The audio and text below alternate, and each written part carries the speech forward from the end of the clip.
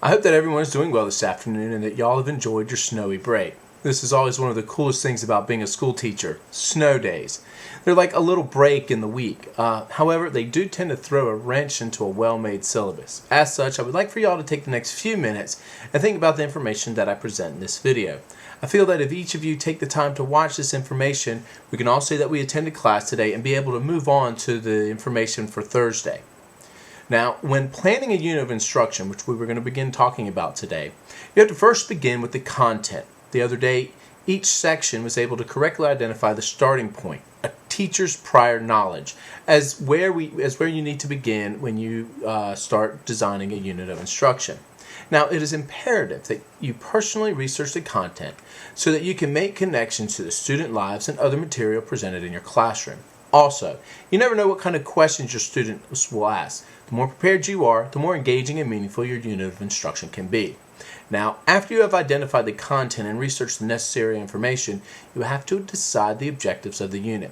These should be written in broad terms. For example, if teaching a unit on the foundation of this country, you would want students to be able to explain the importance of the Declaration of Independence, Articles of Confederation, and Constitution.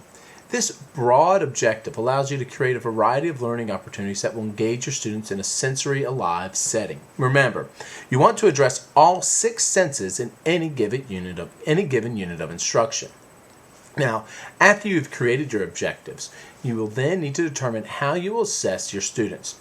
Ask yourself, how will I allow my students to demonstrate to me that they have met the unit objectives?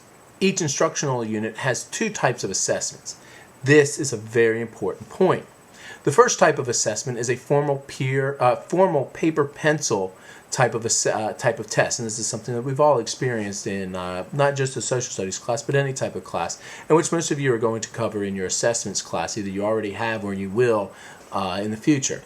Even with early primary students, with them you can have matching or sequencing type of formal assessments, but it's important that you have an end-of-the-unit test.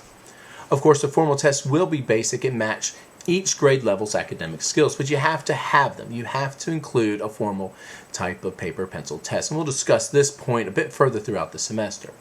The second type of assessment is a unit product or project. It would be great to look at the product ideas handout that is on Blackboard that was due for today's reading. Please do not feel limited to these products. They are just examples. However, all of your lessons will contribute to the students all of your lessons within an instructional unit will contribute to the students being able to complete these products or projects by the end of the unit. Now, I want you to think about the following questions as we move forward throughout the class. First, how will I have my students demonstrate that they have met the unit objectives? Second, what products or projects will they produce? And finally, what do I need to plan in order for them to be able to complete the product or project? How are you going to get them from day 1 of the unit to the final day of the unit? And at that final day, then you have this final product or project to turn into you. Now, for the remainder of the semester, we will be discussing planning for social studies instructions.